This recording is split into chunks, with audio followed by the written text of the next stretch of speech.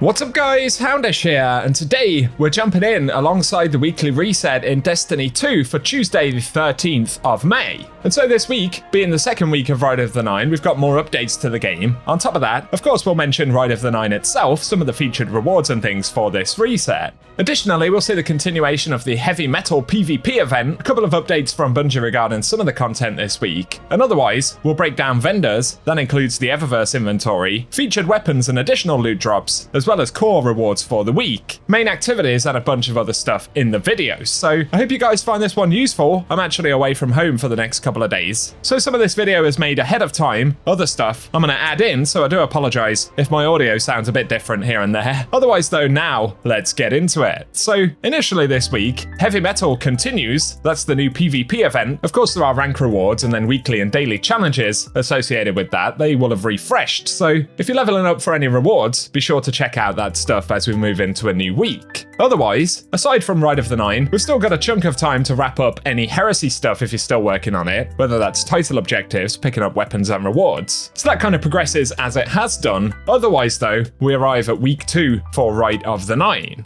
And as it turns out, strangely enough, Spire of the Watcher is still the featured dungeon this week after the second week of the event. So in the reset video yesterday, I said we were anticipating Ghosts of the Deep because that is, as far as we know, the second dungeon that's actually in the rotation. But strangely enough, it appears that Bungie are running Spire of the Watcher for at least the first couple of weeks. Possibly this will actually be on a 3-week rotation, which would mean we wouldn't get Ghosts of the Deep or another dungeon for another couple of weeks. I swear back when they announced this, they had specifically said that it was on a weekly rotation for the dungeons, but obviously the plan appears to have changed because there are quests for Spire of the Watcher once again this week. Initially I thought maybe it was a bug or something, but obviously not. So Bungie is intentionally kind of locking the content out in this specific way, which I think may be a bit of a shame. Give us your thoughts on it down below.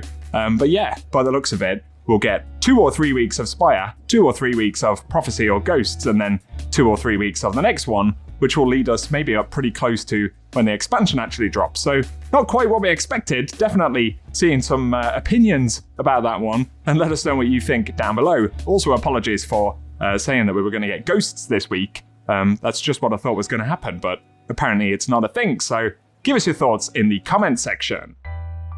Next up though, we get on to the update for today, and this is patch 8261. My microphone just changed, by the way, you probably noticed, but for the patch changes today, for Rite of the Nine and Spire of the Watcher specifically, Bungie say they fixed an issue where defeating Persis did not count for the first Watch or Elegant Arsenal quest, and another where proper rewards were not dropping from final chests.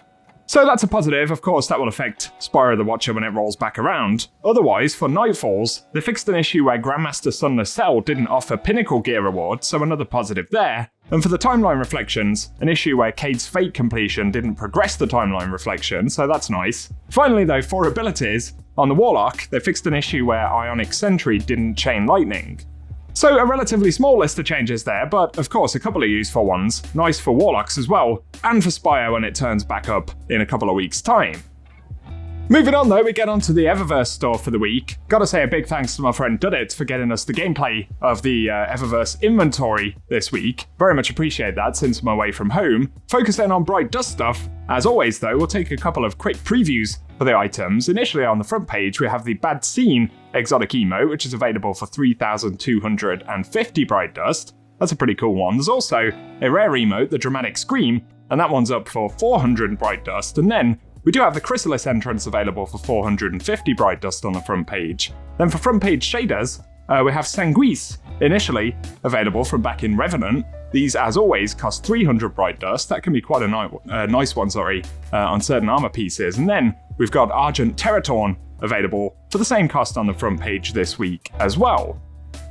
As we move on to the main Bright Dust section though, we do have the Inca, I can't even say that one, the cat emote from back in Echoes, which is available for 3,250 Bright Dust. There's also exotic armor ornaments available this week for 1,500 Bright Dust for all 3 classes, and then we have the Rover Shell exotic ghost here for 2,850 Bright Dust. Additionally, there is the Conflux Runner exotic Sparrow up, which is 2,500 Bright Dust. And there's another Sparrow, the Sekhmet Rig, which is up this week as well. Pretty interesting looking thing for the same cost. For weapon ornament though, we have the Death ornament for the Cerberus +1, which is actually a pretty cool looking thing. That's up for 1250 bright dust, and of course is a new one in the episode right now, so pretty nice to have that. Otherwise, there is the vitamin-filled projection up for grabs for 1500 bright dust in the main section. Then, for the second page of shaders, we have the, I can't even say this one, I never can, but the bramble one, the purple one from back in Forsaken, which is quite a nice one, available for 300 bright dust. There is additionally the Warbrick shader available this week, and then we have the Wayfarer's Guise, as well as the Tide Smoke, so let us know your thoughts on those. Additionally, on the second page though, there is the Blind Clutch Transmat effect. All of these will cost 450 bright dust. Additionally, Up in Smoke is available once again. And finally, we have Inflorescence. So give us any of your thoughts on the Eververse inventory in the comment section. A few final mentions for the video right here. The Nightfall weapon this week, as far as we know, is Wild Style, dropping from Hypernet Current, so if you need any good rolls on that, it's a good time to dive in. Otherwise, core weapon unlock and upgrades are available for Dead Man's Tale via the Presage exotic mission, which is featured this week. So again, if you're catching up on any of that, it's a great week to do it. And otherwise, for the featured raids, we have Deepstone Crypt, which can drop all of its legendary rewards, and the Eyes of Tomorrow, and that's totally farmable this week, and the same will apply to Root of Nightmares, which of course features the conditional finality as well as the legendary loot. So if you need to farm for any of those, this is a good week to do it. Otherwise, let's mention featured Lost Sectors for the week. So today, we've got Exodus Garden 2A in the Cosmodrome featured. Then on the 14th of May, we'll move over to Aphelion's Rest in the Dreaming City, which will be followed by Chamber of Starlight on the 15th. From there, we move back to Neomuna, where we have Hydroponics Delta featured on the 16th of May. That's followed by Gilded Precept on the 17th, and then Thrilladrome for May 18th. The final Lost Sector, though, back in the Pale Heart, will be on the 19th of May, and that is Broken Deep. Then, of course, we're back to another weekly reset. So that pretty much sums up everything worth knowing for the week, guys. I will, as always, keep you posted with additional updates, news, and anything unexpected with relation to Destiny 2. So keep it locked and loaded here on the channel. If you found this video useful, a rating below really does help us out. Plus, hit subscribe and the bell icon down below so that you can get notifications for all of the new content. Otherwise though, I really appreciate you tuning in, and whatever you get up to, I hope you have an awesome day.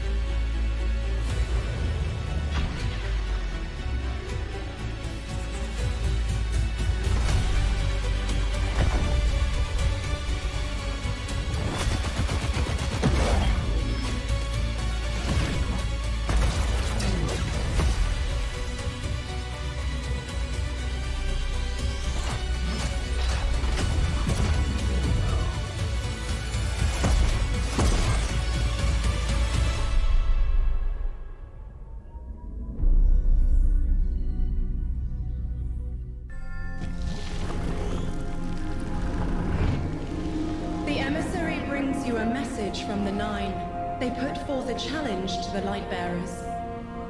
A begrudging implement, a worn tool. Guardian, please.